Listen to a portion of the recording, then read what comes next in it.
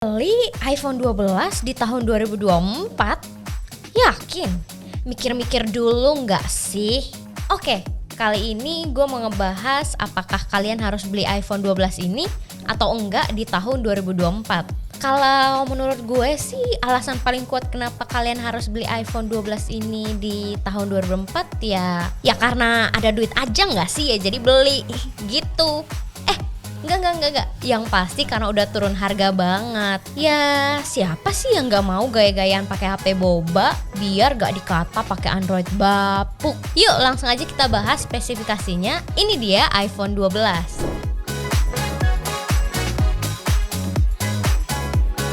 Sebelum mulai, gue mau disclaimer dulu nih. Kalau misal kalian agak risih sama HP-nya yang udah banyak lecetnya.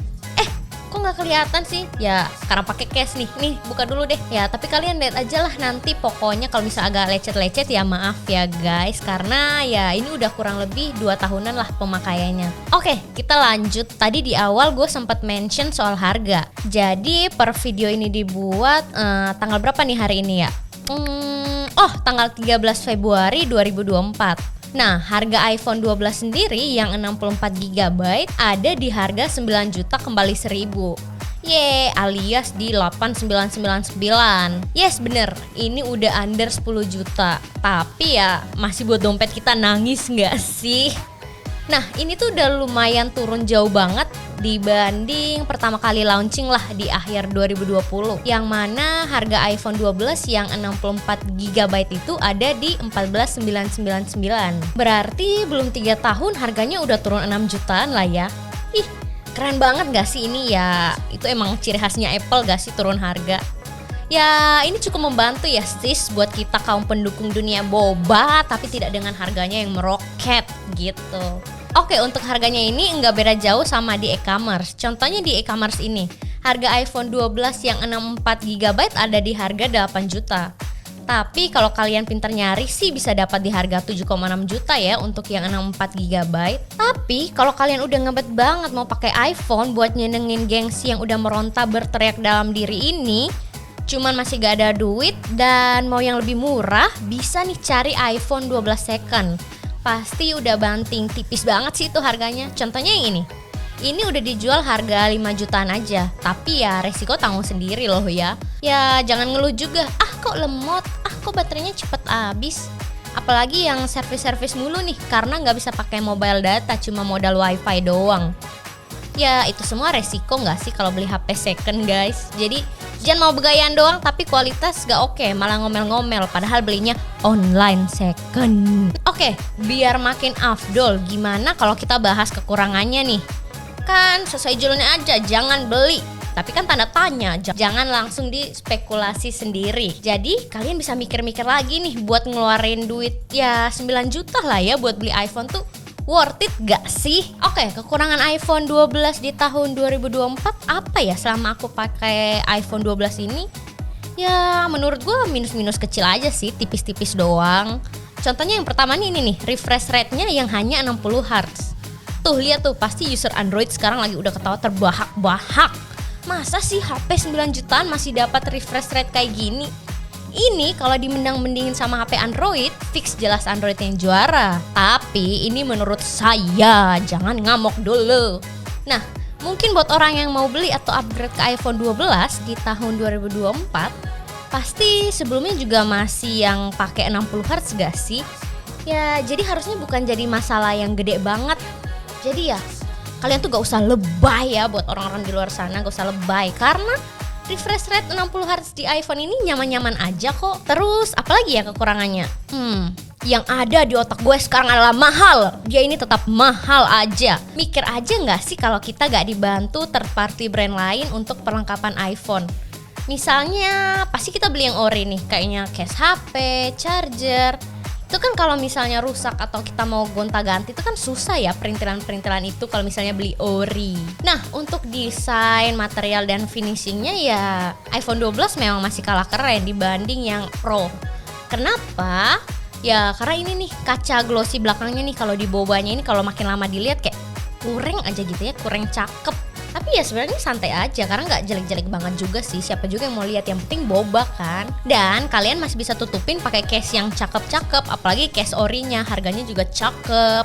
Nah, selain itu untuk iPhone 12 juga gak ada slot micro SD-nya, sehingga membatasi opsi untuk memperluas penyimpanannya. Selain itu, berhubung HP gue ini udah lama ya, dan kalau dipikirin aja nih, misalnya dibawa keluar di terik matahari di jam 12 siang, bayangin aja tuh matahari ada di atas alis lu. Kebayang gak sih nih HP bisa tiba-tiba jadi setrika portable karena saking panasnya dunia? Mungkin karena HP ini mahal kali ya, jadi itu gak mau kepanasan. Sorry aja ya. Sekarang kita bahas kelebihannya. Yang pertama ada desain. Yap, desain iPhone 12 ini membawa desain kotak pertama kali setelah berapa tahun ya?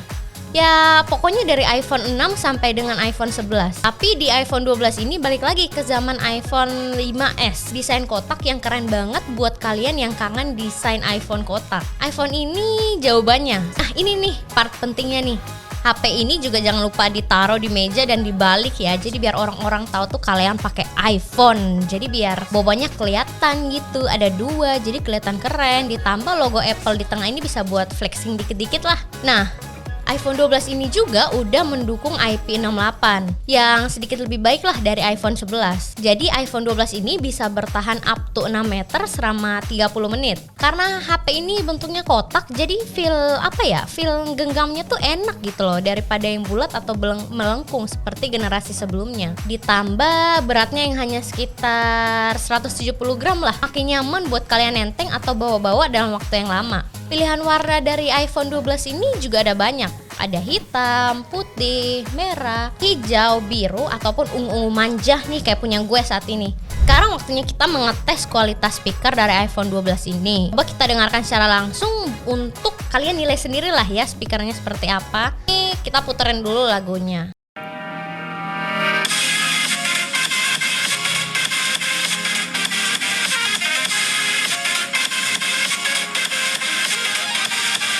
말만 시켜도 공부에 방해된다고 막 눈을 막 이렇게 뜨고 눈도 막 커가지고 말이야. 쟤 봐, 쟤 저러고 있는 거. 야씨 뭐 하는 거냐? Dengan layar 6,1 inch ini terbilang oke banget kalau kalian mau genggam doang atau masukin kantong celana ya. Jadi kayak dia tuh gak makan kantong di saku kalian, jadi tetap muat, jadi gak lebar gede banget gitu ya. Nah dengan layar sekian juga udah cukup banget buat main game atau nonton streaming. Hanya aja kalah nih di kecerahan layarnya. Dan kalau teman-teman ini notch-nya juga lumayan gede. Cuma ya tetap sih menurut gue gak ganggu-ganggu banget juga gak sih, karena ya kalian gak nonton cuma satu layar lihat ke situ kan, jadi tetap bisa nikmatin drakor dengan santai. Untuk tingkat kecerahannya maksimal bisa sampai 1200 nits, itu kualitas yang HDR-nya. Nah kalau bukan HDR hanya mentok di 625 nits aja. Untuk kualitas layarnya menggunakan layar OLED. Layar OLED ini jelas lebih bagus daripada layar IPS. Dengan penggunaan layar OLED, hasil warna gelap yang dihasilkan akan terasa lebih gelap daripada layar IPS biasa. Mulai dari sisi kejernihan, saturation, dan urusan hemat baterai, jelas lebih baik layar OLED dibandingkan layar IPS. Selain itu, kelebihannya ada di fitur MagSafe, yaitu fitur yang memudahkan kalian kalau kalian seneng pakai wireless charging, ataupun yang memang gak mau ribet nyari colokan lah ya, pakai kabel-kabel digulung-gulung. Ya kalian bisa langsung tempel aja di bagian belakangnya. Nah untuk iOS-nya sendiri, untuk sistemnya nih, iPhone 12 ini bawaan iOS-nya adalah chipset A14 Bionic. Dan ini adalah chipset pertama di dunia yang punya sistem pabrikasi sekecil 5 nanometer loh. Untuk Antutunya sendiri nih, ada di angka 777.832. Keren gak sih bisa sampai 700 ribuan? Kalau misal kalian nanya apakah HP ini kuat buat main game? Game berat, well basically ini merupakan HP flagship ya. Jadi kalau kalian mau pakai main game berat, ini bisa dibabat aja nih kita main Mobile Legend. Dengan settingan tertinggi dan konsistensi FPS, ini masih sangat lancar untuk multitouch-nya. Jadi kalau menurut gue sih no issue ya. Coba kalau kita pakai main Genshin Impact. Awal-awal sih masih oke sih kalau kita mau push sampai frame rate-nya 60 fps. Cuma ya kalau kalian yang mainnya pakai case ya bakal kerasa banget setrika portable-nya dikit sih. Oke, kita masuk lagi ke bagian storage-nya. Pasti banyak yang ngeh gitu atau banyak yang bilang RAM-nya kan kecil. Yes, iPhone 12 ini RAM-nya cuma 4 GB. Tapi RAM kecil di iPhone itu nggak ngefek apa-apa kok. Tetap lancar banget. OS-nya iPhone sendiri tuh ringan dan bisa mengoptimalisasi dengan baik besaran RAM tersebut. Selain itu, iPhone 12 ini adalah HP iPhone pertama yang support jaringan 5G. Ini nih yang paling ditunggu-tunggu para cewek-cewek. Karena ya kita kan kalau beli HP pasti lihat kameranya. Nah ini gue mau bahas kameranya. Kalau kamera gue yakin banget orang yang mau beli iPhone 12 jadi HP pertamanya atau upgrade ke iPhone 12 pasti ngincer di bagian kameranya.